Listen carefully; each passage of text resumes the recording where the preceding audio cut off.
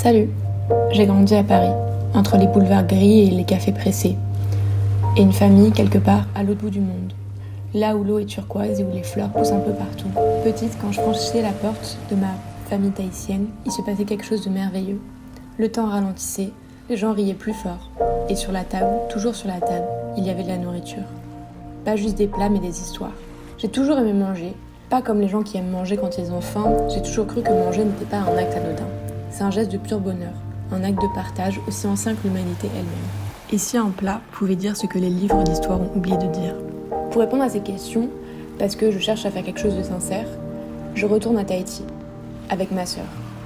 Direction la maison de ma famille tahitienne, pour apprendre les recettes de grand-mère, écouter les histoires que l'on raconte autour de la table, et ramener un peu de ça ici.